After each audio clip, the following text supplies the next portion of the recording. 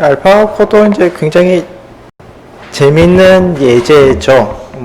우선 바둑이 대중적이라기보다는 많은 분들이 알고 있는 그것도 있고, 그 다음에 딥뉴럴 네트워크 단독이 아니라 이렇게 어떻게 섞어가지고 뭔가 시스템을 전체를 만들어야 되는 거니까요. 그러면 이걸 어떻게 트레이닝 할 것인가, 슈퍼바이즈 러닝 요소도 있고 리인포스먼트 러닝 요소도 있고요. 이런 것들이 섞여 있으니까요. 이렇게 뭔가 케이스 스터디로 굉장히 괜찮다고 생각을 합니다. 자, 그러면 이제 다시 한번 이런 게임에서 이기는 방법에 대해서 생각을 해보면, 우선 가능성 스페이스가 있는 거죠. 그래서 여러 가지 미래에 대해 이렇게 되면 저렇게 되고 이런 것들, 틱택토를 생각해 보면 좀 다 그린 것 같진 않지만 이렇게 되면 상대편이 어떻게 되는지, 이렇게 되면 상대편이 어떻게 하시는지, 이런 트리가 있는 거죠. 이 트리가 인간이 만들 수는 없지만 만약에 이제 존재를 해서 이렇게 있다면 항상 어떻게 해야 될지 알 수 있는 거죠. 맨 끝에 이길 수 있도록 가면 되니까, 제가 고르면 되니까.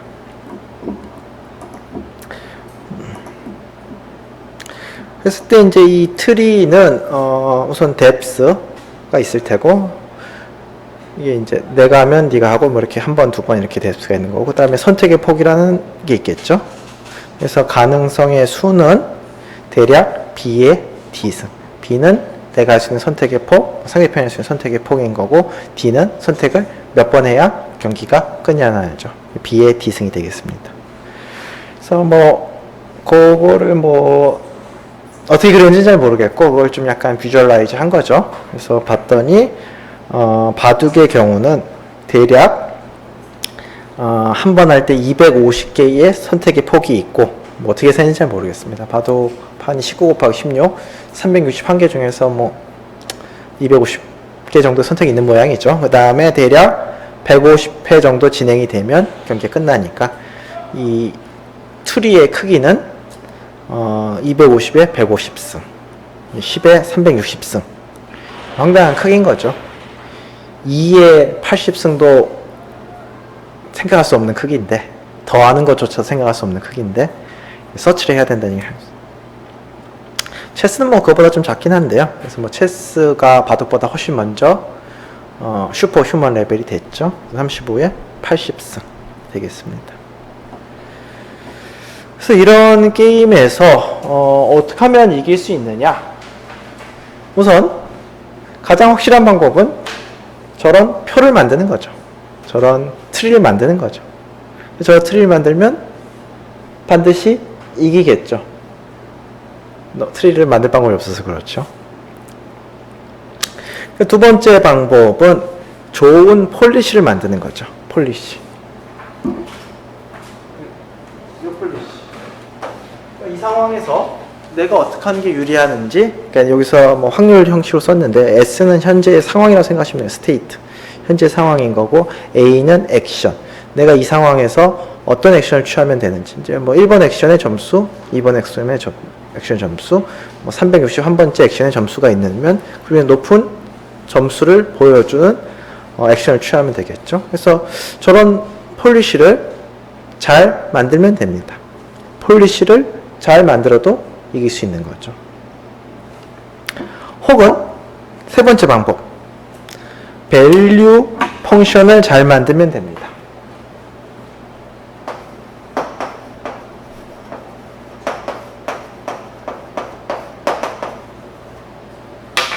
밸류 펑션이라는 거는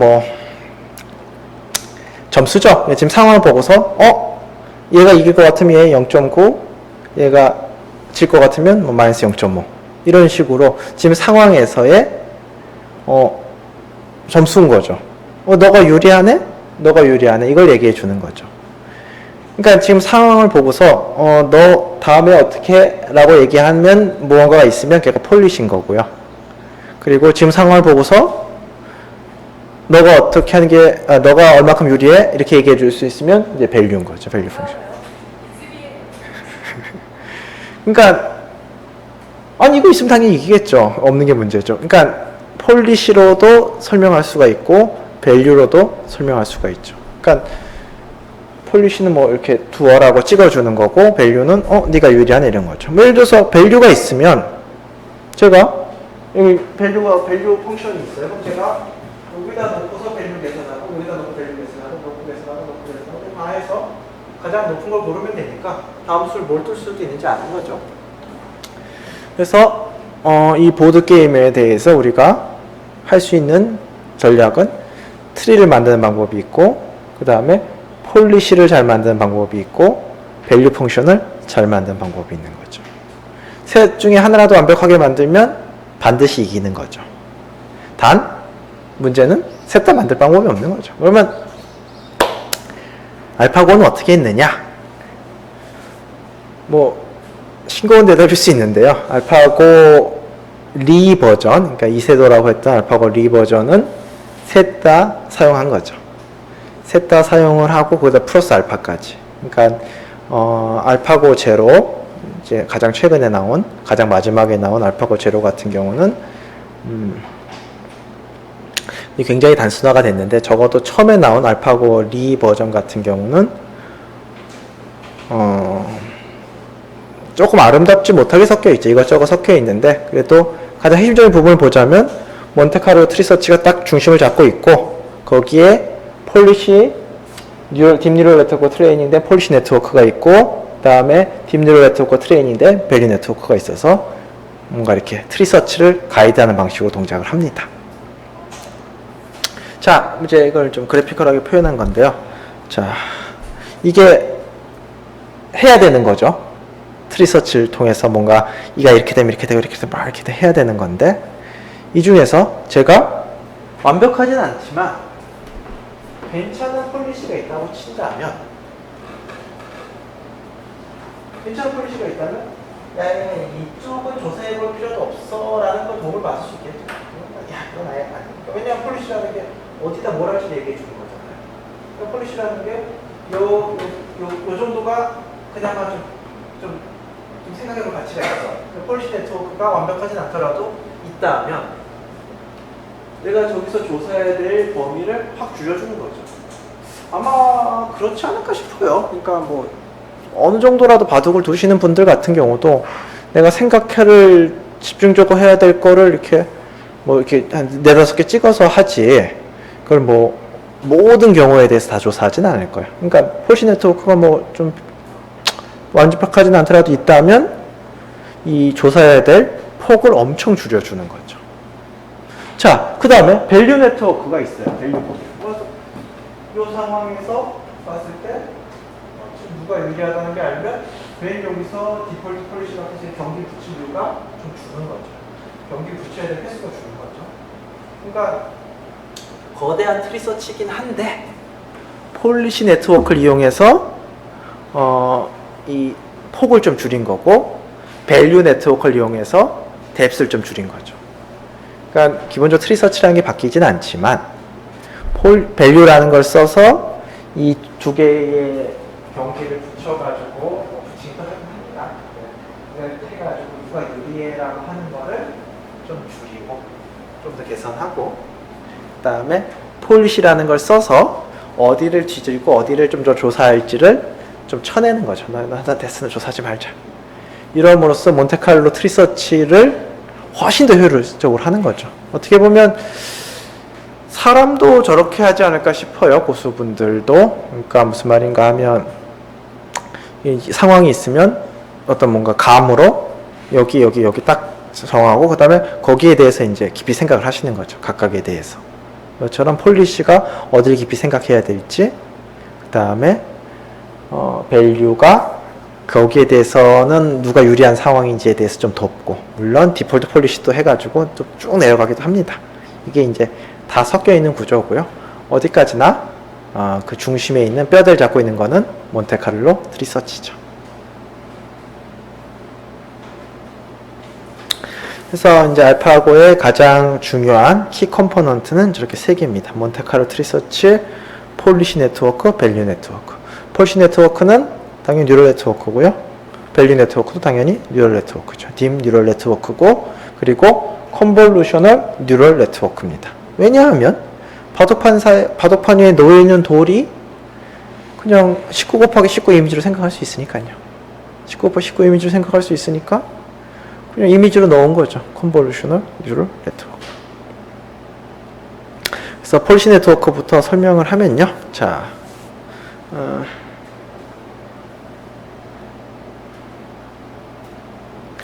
그러니까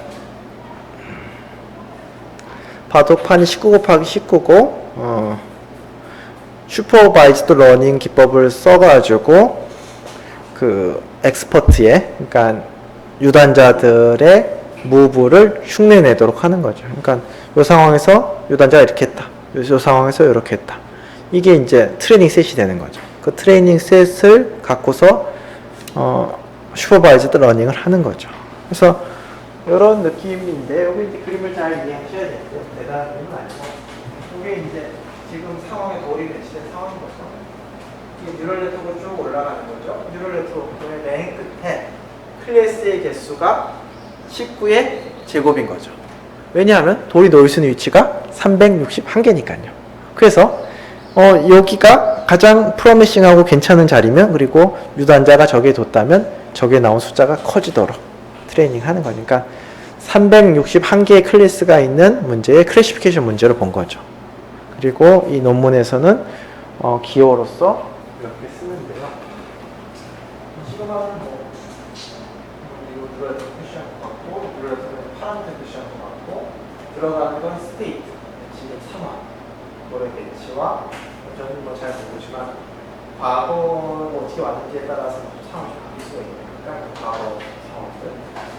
그 다음에 여기 나오는 거는 361개의 숫자가 나오는데 그 숫자가 의미하는 바는 어느 위치가 좋은지 그걸 얘기하는 거죠. 그거 저 어떻게 트레이닝 했냐? 자, 실제 유단자들의 경기 기보를 보고서 트레이닝 한 거죠.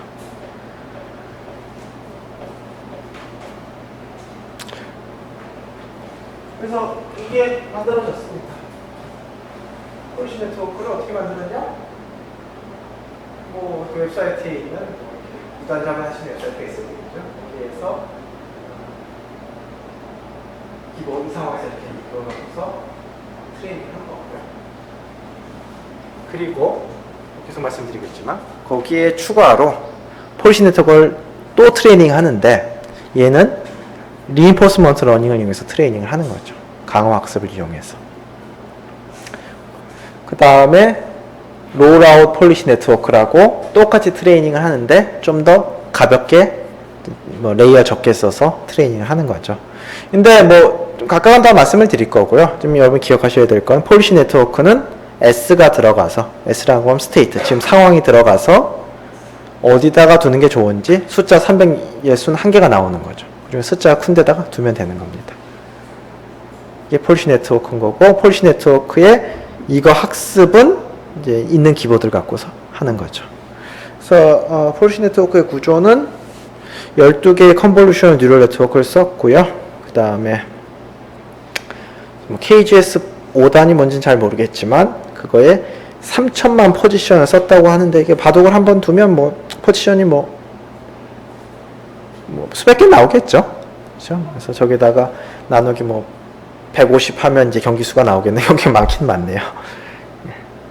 그 다음에 트레이닝은 저걸 로스 펑션으로 써서 했다는데 저게 가만 보시면 크로스 엔트로피랑 똑같습니다. 크로스 엔트로피를 로스 펑션으로 한 거죠. 그러니까 클래시피케이션 문제를 본 거죠. 그러니까 이 상황에서 고수가 어디다 두는지 클래시피케이션 문제를 본 거죠. 그 다음에 몇 년 전이긴 하지만 구글 클라우드에서 4주간 트레이닝을 했고요. 그 다음에 테스트 데이터에 대해서 57%의 애큐러시. 사실 대단하죠. 랜덤 개수면 360분의 1인데 57%는 맞힌 거죠. 그러니까 모르긴 몰라도 꽤 잘 둘 거예요. 저것만 학습시켜도. 그래서 기존 방법과 비교해서 좀 극적으로 굉장히 그 예측률이 올라간 거죠. 그래봤자 아마 3, 4단 정도겠지만. 자, 그래서 이런 상황입니다. 자, 지금 상황을 19 곱하기 19, 40 상황을 입력을 해서 넣는 거죠. 왜 48이냐? 너무너무 자세히 나오는데 제가 뭐 이해도가 높지는 않습니다. 근데 뭐 까만 돌의 위치 갖고서 하나 그림 만들고, 흰 돌의 위치 갖고서 그림 만들고, 하얀 데 빈 공간으로 그림 만들고, 벌써 3개죠. 그 외에 뭐 이렇게 바둑의 어떤 이렇게 휴먼들이 생각한 중요한 특징들이 있나 봐요. 뭐 이쪽에 뭐 축이라든지 뭐 전 잘 모르겠어요. 뒤에 표가 다 있습니다. 그래서 48을 만들고요. 요거는 이제 알파고 제로로 가면 좀 줄여요. 왜냐하면 인간의 뭔가가 들어간 걸 좀 줄이죠. 아무튼 그 다음에 12개의 레이어를 갖는 CNN으로 트레이닝을 하고, 당연히 소프트맥스가 있으면 이게 나오는 거죠. 그랬을 때 이게 뉴럴네트워크가 뱉은 숫자들과 그 다음에 휴먼 엑스퍼트가 한 그거랑의 차이를 크로스 엔트로피로 해서 트레이닝 하는 거죠.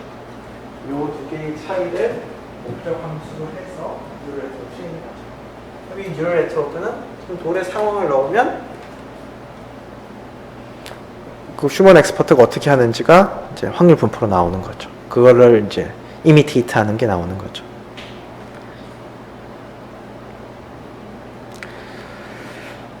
그 다음에 이제 만들었습니다. 자, 이걸 뭐 다 섞는 거는 이제 또 말씀을 드릴 거니까 우선은 각각 뭐 만드는 것만 생각하죠. 그래서 하나 만들었어요. 얘는 트레이닝 샘플 갖고서 슈퍼바이즈 러닝을 이용해서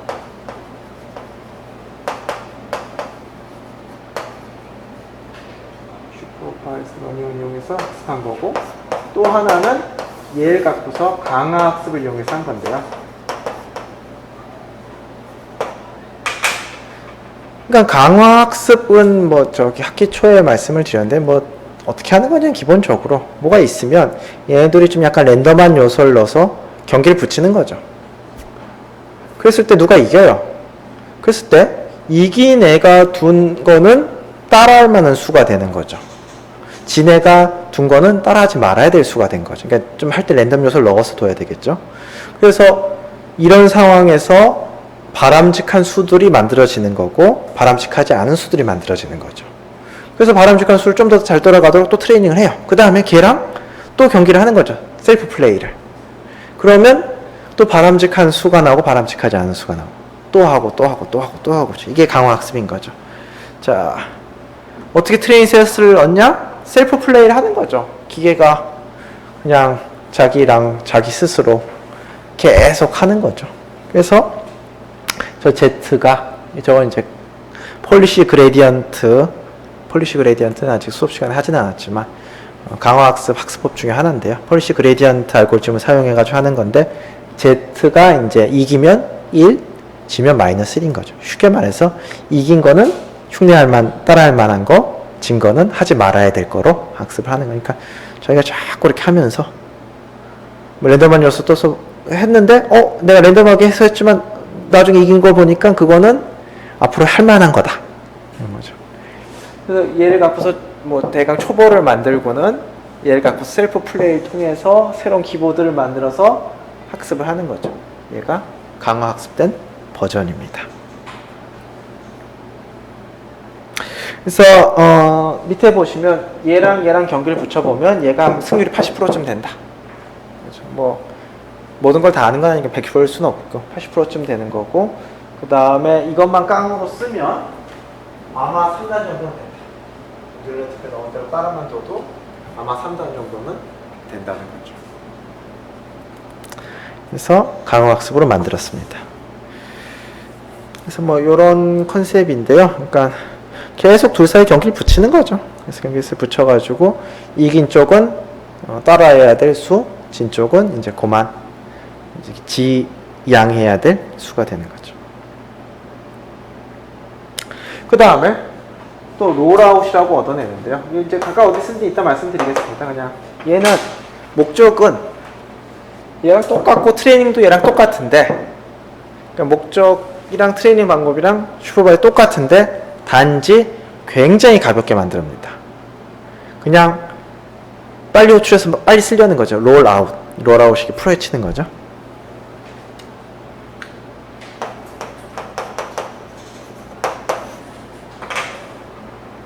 그래서 얘는 그냥 인퍼런스 한번 하는데, 그러니까 넣어서 결과를 보는데 3ms가 걸리면 얘는 가볍게 만들어서 넣어서 보는데 2마이크로세크가 걸리더라고요. 근데 1000분의 1이네요. 그러니까 위에 거가 한 수를 둘 동안 이 롤아웃 얘는 한 게임, 뭐 한 두세 게임을 맞추는 거죠. 끝내는 거죠. 그렇죠? 그 정도로 속도 차이가 나게 하는 거죠. 자, 그래서 얘를 준비했습니다. 자, 이걸 이제 몬테카르트 리서치 프레임워크에서 다 칠 건데요. 우선은 3개가 준비되어 있어요. 스테이트를 넣으면 어디에 둬야 될지 알려준 측면에서 똑같은데, 얘는 기보로만 학습이 된 거, 얘는 강화 학습까지 한 거, 얘는 기보로만 학습이 됐지만 굉장히 빠른 거.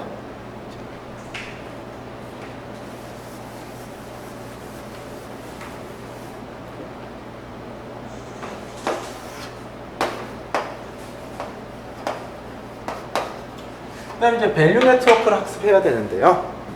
밸류 네트워크. 그러니까 밸류 네트워크는 이거 보죠. 이제 봤을 때, 얘 100% 이기겠네? 그럼 플러스 1점. 반드시 지겠네? 그럼 마이너스 1점. 비등하네?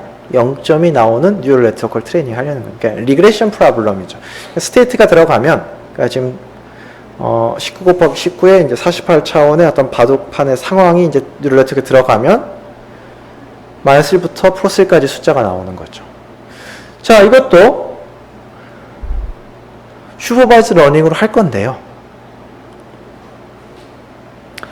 그걸 트레이닝 하려면 수도 없이 많은 기보가 필요하죠. 그렇죠? 아까 그 수도 없이 많은 기보가 필요로 한데 어떻게 할 거냐 이거죠. 그러니까 뭐 구조는 이렇습니다. 상황이 들어가면 딱 숫자가 나옵니다. 들어가게 되면 숫자가 딱 나오는 건데, 이길 거면 플러스 1, 질 거면 마이너스 1. 숫자가 나오는 건데, 이 황당한 문제를 어떻게 인디올렛을 어떻게 트레이닝 시킬 것인가? 트레이닝 샘플이 있기는 있냐? 이 문제인데요. 이게 이제 굉장히 재밌죠? 어떻게 하냐? 얘가 똘똘한 애가 있잖아요. 똘똘한 폴리시가 있잖아요. 얘로 그냥 경기를 무한정 시키는 거죠. 경기를 무한정 시키는 거죠. 폴리시로. 리인포스먼트 러닝을 사용한 폴리시 네트워크로 셀프 플레이를 무한정 시키는 거죠. 그 말은 뭐예요? 기보가 거의 무한정 만들어지는 거죠. 기보가 무한정으로 만들어진다는 얘기는 이 상황에서 얘가 이겼다 졌다라는 데이터가 무한정 만들어지는 거고, 그걸 갖고서 얘를 학습하는 거죠. 그러니까 자가 발전 같은 거죠. 이거 갖고서 리인포스먼트 러닝 해가지고, 그러니까 기보가 있으면 기보 갖고서 이거 갖고서 학습하고, 얘 리인포스먼트 러닝 갖고서서 좀 똘똘하게 만들고, 얘를 갖고서 무한정 셀프 플레이를 해서 이 상황에서 이겼다 졌다라는 데이터를 많이 만들어서 밸류를 학습시키는 거죠. 그래서 요게 보시면 3천만 게임 셀프 플레이로 만들고, 뭐 12레이어, 그 다음에 여기서는 목적 함수가 바로 안 보실 수도 있는데, 저 목적 함수가 제곱인 거죠. 뭐 차이의 제곱을 목적 함수로 쓴 거라서 저렇게 주어지는 거고. 그러니까 그래서 뭐 한 일주일 정도 학습을 한 거고요. 그 다음에 이게 이제 그 전까지는 아무 생각 못했던 거죠. 이런 거는 이제 바둑판 상황을 하면 마이너스부터 플러스까지 해가지고 유불기가 딱 나오도록 하는 네트워크를 학습할 수 있을 거라고는 생각 못했는데 한 거죠, 실제. 인간의 능력이죠. 이렇게 보면 전 아직도 유튜브에서 종종 스타 경기를 보는데, 유불리가 그냥 딱 상황을 보면 진짜 인간은 빨리 나오죠. 뭔가 아주 디테일한 생각 없이. 그런 것들 바둑판 딱 보면 아마 흑이 유리하네, 이게 이제 나오는 그거를 이미테이트하는 뉴럴 네트워크를 학습한 거죠. 이렇게. 자, 그래서 뭐 정리한 거고, 목적 함수 민스퀘어 에러, 제곱 함수라는 거고, 입력은 스테이트인 거고, 출력은 0부터 1일 수도 있겠네. 아무튼 뭐 그냥 스칼라 값이니까 뭐 마이너스 1부터 1까지일 수도 있고, 뭐 0부터 1까지일 수도 있겠네요. 다음에 밸류 펑션은 뭐 이렇게 된 거고. 자, 그 다음에 여기 이제 48종류의 피처인데요. 뭐, 저는 다 이해는 하지 못하니까 이해하는 게 좀 되게 적습니다. 스톤 칼라, 플레이어 스톤과 상대편 스톤, 그 다음 비어있는 위치. 그러니까 제 돌이 놓여있는 위치, 상대편 돌이 놓여있는 위치, 그 다음 비어있는 위치. 이걸 이제 세 장을 만드는 거죠. 그 다음에 다 1로 차 있는 것도 있고, 하여튼 뭐 이렇게 해가지고 뭐 넣습니다.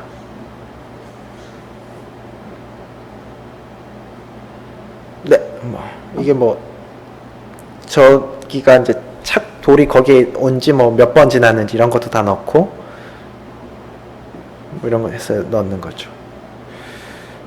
자, 요게 지금까지 말씀드린 거에 대한 요약 그림이 되겠습니다. 자, 휴먼들이 경기를 막 하는 거죠. 알파고 제로까지 가게 되면 휴먼이 한 것도 필요 없는데 지금은 휴먼들이 경기를 많이 해가지고 이 상황에선 이렇게 했다, 이 상황에선 이렇게 했다. 스테이트 액션들이 잔뜩 쌓여 있는 거죠. 그다음 그걸 갖고서 SL은 슈퍼바이즈드 러닝입니다. SL 폴리시 네트워크를 학습합니다. 이 학습은 클래시피케이션 로스, 그러니까 크로스 엔트로피를 써서 학습하는 거고 뭐 특별한 이슈가 없어요. 그냥 클래시피케이션 문제를 학습을 하는 거죠. 그 다음에 걔를 갖고서 리인포스먼트 러닝을 해서 좀 더 똘똘한 애를, 그러니까 승률이 한 80%쯤 되는 애를 만드는 거죠. 또 걔를 갖고서 그냥 무진장 경기를 시켜서 뭐 엄청난 CO2가 나왔을 것 같은데요. 경기를 시켜서 이 상황에서는 이겼다 졌다, 그러니까 이 상황이 미래로 가면 이겼다 졌다를 엄청 만들어내는 거죠. 그걸 갖고서 밸류 네트워크를 학습하는 거죠.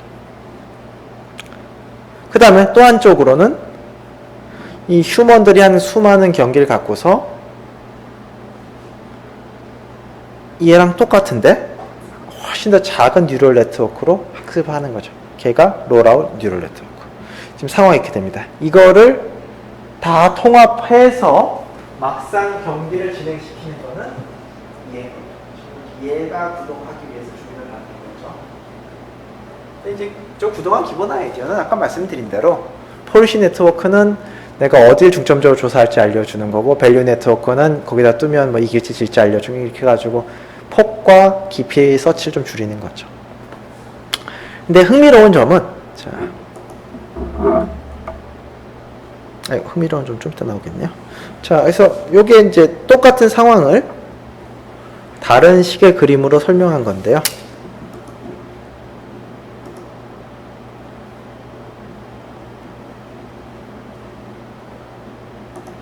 그러니까 요게 휴먼 엑스퍼트의 그거면 뉴럴네트워크 좀 작게 그렸죠. 그래서 롤아웃 폴리시 학습하고, 그다음에 슈퍼바이즈 러닝으로 요거 학습하고, 폴리시 그레디언트는 리인포스먼트 러닝 알고리즘 이름입니다. 그거로 좀 더 똘똘한 애 롤하고 썼는데 학습하고, 셀프 플레이 이용해 가지고 만든 다음에 리그레이션 갖고서 밸류 네트워크 학습하고. 그러니까 보시면 요 끝에 이렇게 세 개가 있다는 얘기는 뭐 정확하면 361개죠.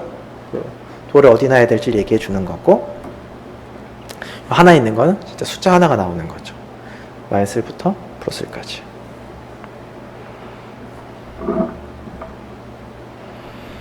자, 이제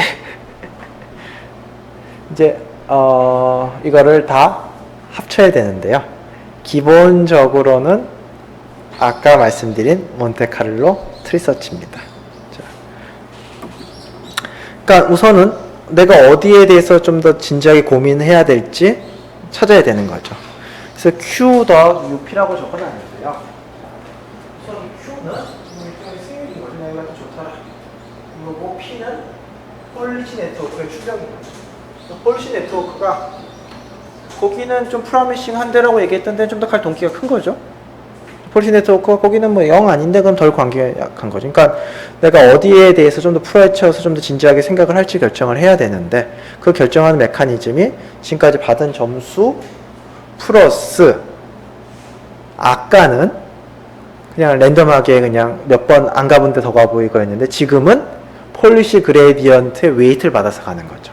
폴리시 그레디언트 거긴 0 아닌데 그럼 아예 안 가는 거죠. 그 말은 뭐예요? 몬테카르로 트리 서치할 때 중요한 것을 더 많이 볼 수 있다는 얘기인 거죠. 그러면 사실은 제한된 시간 안에 훨씬 더 프로미싱한 결과를 얻을 수 있는 거죠. 그래서 뭐 굉장히 많은 문자들이 나오는데요. 자, 다 아실 필요가 없고요. 느낌만 아시면 돼요. 자, 그래서 이제 P 이거는 폴리시 그레디언트가 얘기한 어디가 이제 프로미싱한지 이제 뉴럴 네트워크가 계산해 준 거죠. 그렇죠? 그렇죠? 그다음에 뭐 몬테카를로로 그러니까 아까 넘어갔죠.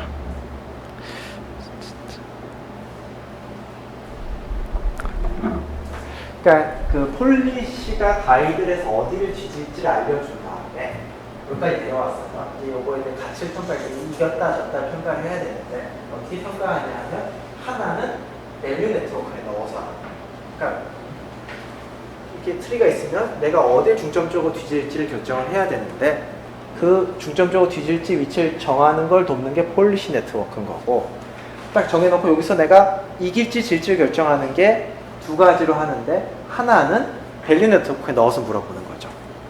내가 이길까 질까 이 상황인데 그 다음에 또 하나는 실제로 경기를 붙여보는 거죠. 그게 롤아웃 네트워크가 하는 거죠.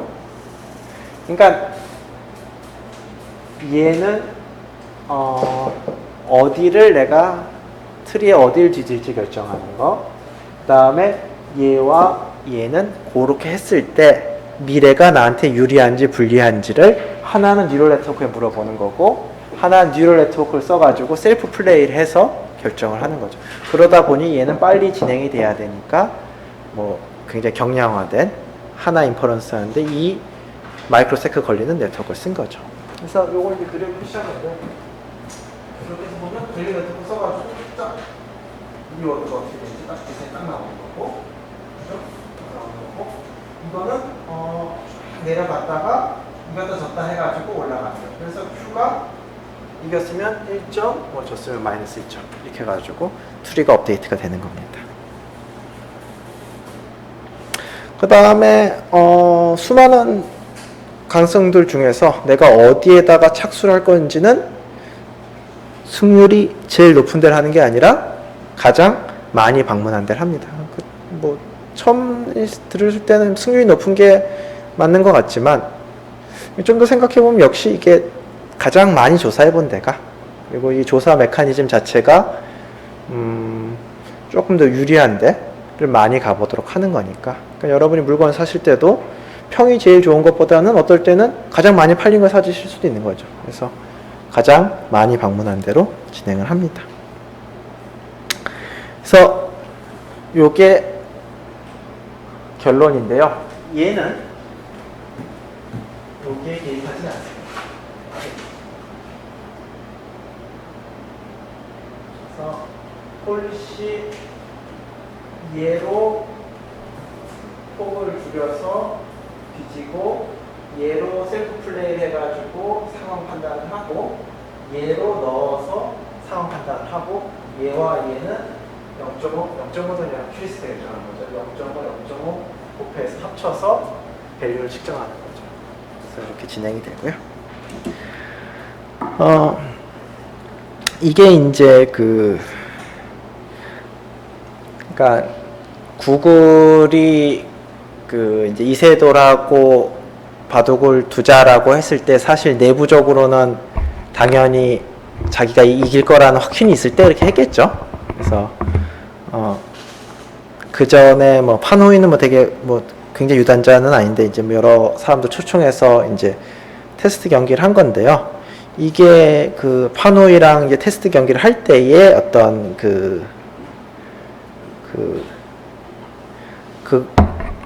기본인데요. 자, 보시면, 자, 여기 보면 까만색이랑 흰색은 실제로 돌이 놓여있는 위치들인 거고요. 여기 보시면, 요 밸류 54. 이게 이제 파노이가 여기 넣으면 유리하다는 얘기인 거죠. 밸류 네트워크가 예측하기에. 여기 넣으면 50, 50, 50, 50, 50, 51. 저는 바둑을 모르지만 이걸 보면서 알게 된 게, 그러니까 제가 바둑에서 이기려면 특히 이제 고수들의 경우 이기려면 놓을 수 있는 위치가 몇 군데 없는 것 같아요. 그러니까 여기 보시면 50을 넘는 위치가 거의 없어요. 그러니까 제가 한 번이라도 이런 데 놓으면 지는 거죠. 그러니까 경기 끝날 때까지 항상 두세 개의 선택 중에서 쭉 가서 경기 끝까지 가야지 겨우 비등한 경기가 되는 거고, 대부분 다 불리한 거죠. 상대편이 합리적이라면. 아무튼 밸류 네트워크 예측한 거고, 밸류 네트워크 입장에서는 이해가 이제 괜찮은 선택인 거죠.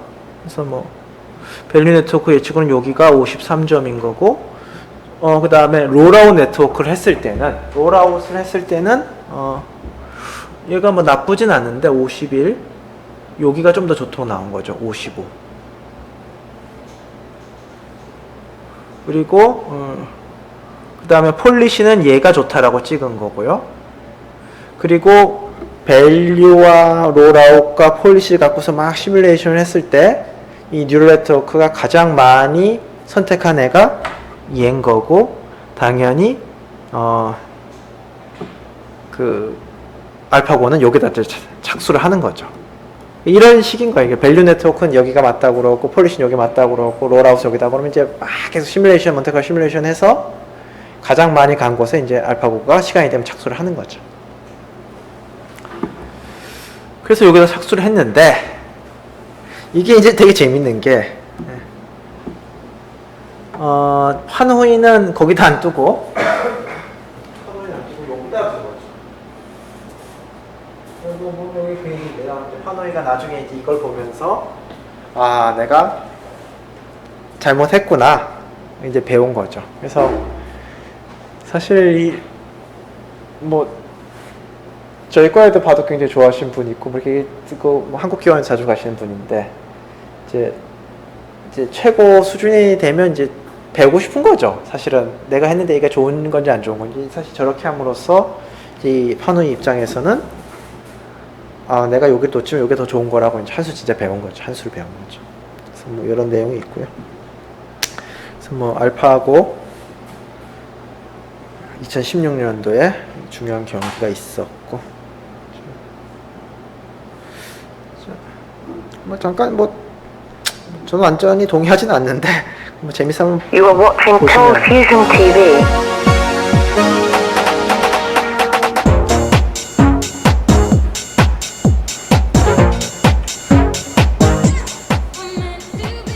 Hi, welcome to another Cold Fusion video. For the first time in history, we're seeing the successful development and demonstration of general purpose AI. Its name is AlphaGo, and it was made by Google's DeepMind division. The AlphaGo AI algorithm beat a human at the world's hardest game. This is a historic moment in computer science and artificial intelligence. So what exactly is Google DeepMind? Where did it come from? And what can the company's artificial intelligence actually do? In this video, we'll find out. A computer program beat a human brain at the ancient Chinese board game of Go. The final score 4-1, a triumph for artificial intelligence equipped with human intuition. The victory of a program over a human in the ancient board game Go has sparked intrigue and, in some cases, concern. It shows that a machine has approximated human intuition and outsmarted the best human brain in the game. It's something that scientists hadn't expected to happen for at least another decade, and it's a giant leap for artificial intelligence, showing that machines can learn on their own.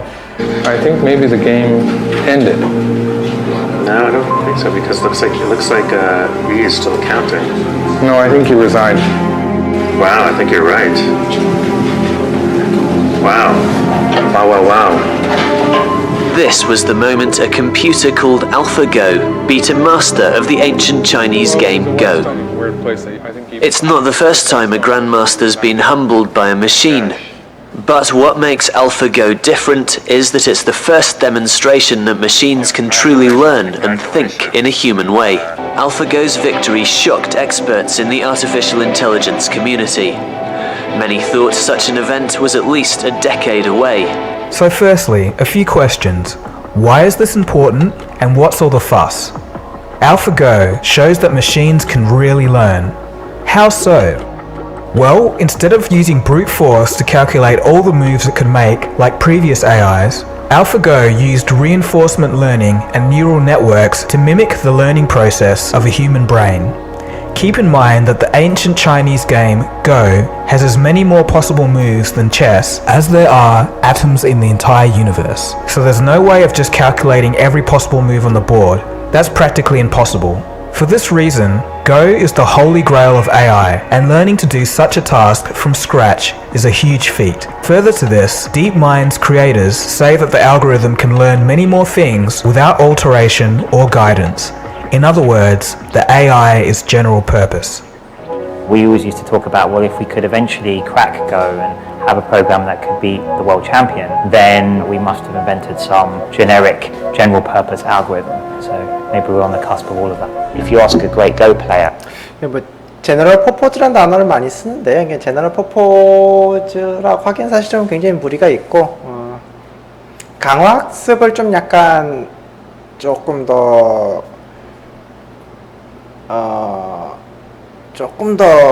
현실보다 좀 세게 표현한 거죠. 강화학습이라는 게 어떻게 뭔가 보면 내가 어떻게 해야 될지 가르쳐 준 게 아니고 뭔가 좋은 거다. 이렇게 봐도 이렇게 되면 이제 이긴 거다라는 걸 가르쳐 주면 뭔가 어떻게 해야 될지를 이제 자기가 찾는 거니까 슈퍼바이즈랑 좀 다른데 그 강화학습이 사실 이제 굉장히 중요한 부분인 거고 알파고의 승리에 그리고 그거를 계속 제너럴 퍼포즈 인텔리전스처럼 이렇게 얘기하는 건 사실 좀 저는 좀 오해 소지가 있다고 생각을 해요.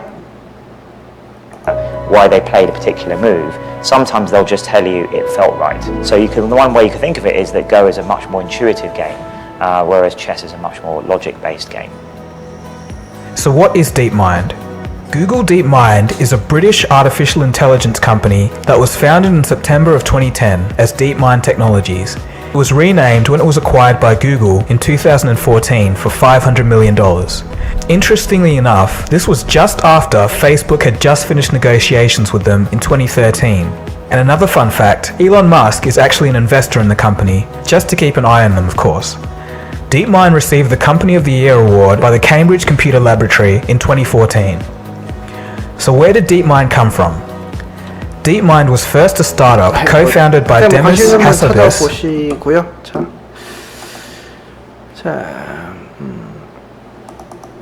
되게 그래피컬한 게 많이 나오는데 시간이 기네요. 그 다음에 이제 한 2년쯤 후에 그 알파고 제로라고 이제 또 나오는데요. 이제 기보 없이 휴먼 그거 없이 휴먼의 어떤 역사적인 그런 거 없이 그냥 게임의 규칙만 가르쳐준 버전인 거죠. 그래서 이 뭐 제목 자체가 고원한 바둑인 게임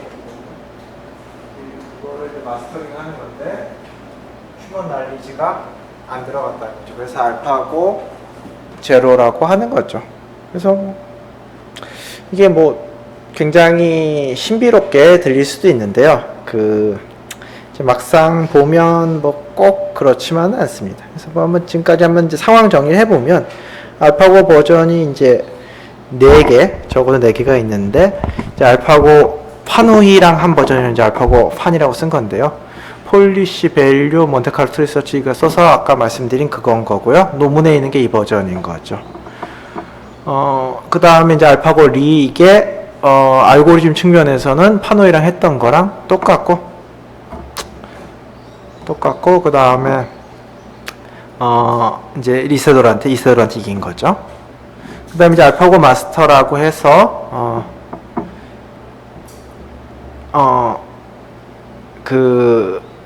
누구죠? 그 중국의 이름이 기억 안 나는데 중국의 이제 랭킹 높은 사람하고서 이긴 그 버전인 거고요. 온라인 게임에서 60연승을 한 건데 룰렛투 구조는 이 논문은 약간 알파고 제로 같은 걸 썼지만 무에서 한 건 아닌 거죠. 사람이 한 거에서부터 시작을 한 거고 자 알파고 제로가 그거 없이 그냥 무에서부터 한 건데요. 이게 어떻게 되느냐 이제 이거 없이 만들어야 되는 거죠. 그래서 뭐 간단하게 보시면요. 우선 뭐 그 알파고 2 버전에 있었던 많은 휴리스틱들이 제거가 됐는데요. 우선 보시면 이게 뭐 스테이트가 들어가서 이게 밸류가 나오고 폴리시가 나오고 이게 왜 하필 독립적인 네트워크 두 개여야 되냐는 거죠. 그냥 하나가 들어가는 거 하나인 거고 그 출력이 끝에만 이렇게 갈라져 나와서 머리만 두 개인 거죠. 갈라져 나와서 하나는 폴리시가 나오는 거고 하나는 밸류가 나오는 거죠. 그러면 훨씬 더 간단한 거죠. 그래서 네트워크에는 굉장히 깊긴 하지만 하나인 거고 끝에가 밸류 네트워크랑 폴리시 네트워크를 합친 거죠. 네트워크 구조상. 그 다음에 롤아웃 네트워크는 없습니다. 오직 밸류 네트워크만 갖고 평가를 하는 거죠. 그 다음에 게임 스테이트는 아까 뭔가 그 48차원 뭔가 이것저것 휴리스트 인간들이 만든 그런 것들 넣었는데 그런 거 없이 그냥 게임의 상황만 드라이하게 딱 넣어주는 거죠. 그래서 이제 계속 뭔가 인간이 개입한 부분, 휴먼 날리지들 계속 쳐내는 거죠. 그 다음에 뭐 경기 진행은 그 롤아웃이 없다는 거, 그러니까 롤아웃 셀프 플레이가 없이 그냥 밸류로 평가를 하는 거 말고는 전체로 비슷합니다. 경기 그렇게 진행이 되는 거고요. 가장 핵심적인 부분이 그럼 이걸 어떻게 트레이닝 할 건가죠? 어떻게 트레이닝 할 건가? 그러니까 뭐 플레이하는 거는 제가 있으면 밸류 네트워크 있고 폴리시 있고 뭐 아까랑 비슷하게 이제 몬테카르로 트리 서치하면 되는 거고 그 다음에 뭐 롤아웃도 없으니까 어떻게 보면 더 깔끔해진 거고 그러면 이제 이슈가 이거를 무에서 내가 어떻게 트레이닝 하냐는 건데 그게 뭐 생각보다는 제너럴 퍼포즈는 아니고 딱 바둑 한정 방식으로 했는데요. 뭐냐 하면 어찌됐든 간에 저 뉴럴 네트워크가 있으면 랜덤 넘버로 초기화할 수가 있겠죠. 그래서 아까 했던 방식으로 플레이를 시킬 수가 있겠죠. 그렇죠? 이게 또는 플레이가 진행이 되는 거죠. 진행이 되는 거죠. 가만히 생각해 보시면 저렇게 나온 폴리시 저대로 경기를 하지는 않아요. 알파고는 폴리시가 있고 밸류가 있으면 그거 갖고 몬테칼로 트리서치를 해가지고 좋은 걸 찾잖아요. 그러니까 폴리시랑 밸류가 암만 엉망으로 하더라도 몬테칼로 트리서치 갖고 자꾸 내부 이터레이션이 돌면서 조금 더 나은 답이 나온다는 거죠. 그러니까 그냥 폴리시를 갖고서 막 아무데나 막 두는 것처럼 시작을 하지만 그걸 갖고서 내부적으로 몬테칼로 트리서치를 하면서 그거보다 조금 개선된 데다 두는 거죠. 그럼 어떻게 학습을 하면 되느냐? 이 상황에서는 얘를 추정하도록 이 상황에서는 얘를 그러니까 각 랜덤하게 뱉지만 그 랜덤하게 뱉은 값을 몬테칼로 트리서치로 조금 개선하고는 걔를 추적하도록 학습을 하는 거죠. 그래서 경기를 하고 얘를 쫓아가도록 학습을 하는 거죠. 그러니까 일반적인 상황에 적용할 수 있는 학습법이라기보다는 이런 어떤 바둑, 그 다음에 뭔가 내부적으로 이렇게 guess를 하게 답이 나오면 그 답을 조금 더 개선할 수 있는 절차가 있는 디터미니스틱한 절차가 있는 상황에 쓸 수 있는 방법이긴 한데요.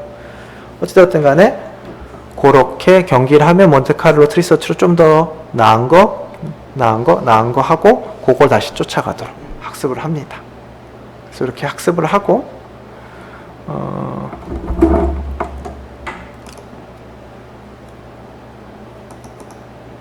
이게 굉장히 재밌는 versions of AlphaGo. 아니고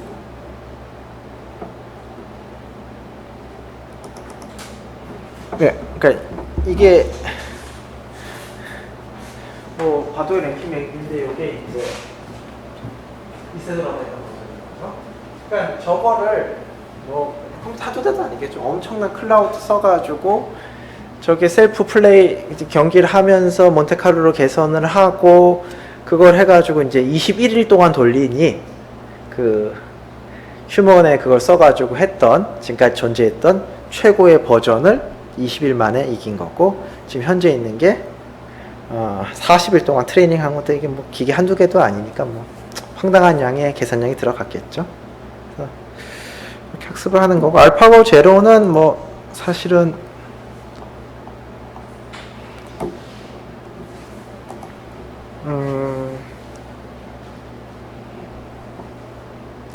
그러니까 뭐 당연히 훌륭하고 대단하지만 이 기법 자체가 아주 범용적이라고 하기엔 좀 어려움이 있어요. 왜냐하면 이거는 어떤 솔루션이, 그러니까 그 뉴럴 네트워크 출력이 자체적으로 어떤 컴퓨테이셔널리 개선될 수 있는 절차가 있을 때만 쓸 수 있는 방법이라서 뭐 아주 범용적인 건 아니지만 그럼에도 불구하고 굉장히 놀라운 결과죠. 자, 그래서 오늘은 여기까지 마치도록 하고요. 제가 공지를 드리면 다음 주는 1시부터 해서 아마 제 생각에 2시 50분까지 수업을 하고요. 2시 50분까지 수업을 하고, 그래서 성적을 평가를 해야 되니까 뭐 20-30분 시험을 치도록 하겠습니다. 시험 문제는 뭐 지금까지 했던 것들 중에서 제가 봤을 때 좀 중요한 텀이라고 생각하는 것들, 뭐 컨볼루션 뉴럴 네트워크, 뭐 리인포스먼팅에 대해, 러닝에 대해서 뭐 쓰세요 그러면 뭐 어떤 거다라고 써주시면 되는 거고요. 뭐 대학원 학점이라서 뭐 당연히 절대평가, 뭐 상대평가 없으니까 너무 부담 갖지 않으셔도 될 거고요. 그 다음에 혹시 시험을 참석을 못 하시는 분들은 온라인으로 숙제 제출로 대체할 거고요. 그래서 다음 주에는 2시 50분까지 수업을 하고, 그 다음에 3시부터 한 30분 시험을 치도록 하겠습니다. 그리고 오늘 오신 분들은 이번 주에 숙제 제출 안 하셔도 되니까요. 혹시 저기 뭐 포스트잇에다 이름 좀 다 적어주시고 가시면 제가 오늘 이름 쓰시고 가신 분들은 숙제 제출 안 하셔도 되도록 하겠습니다. 예, 수고하셨습니다.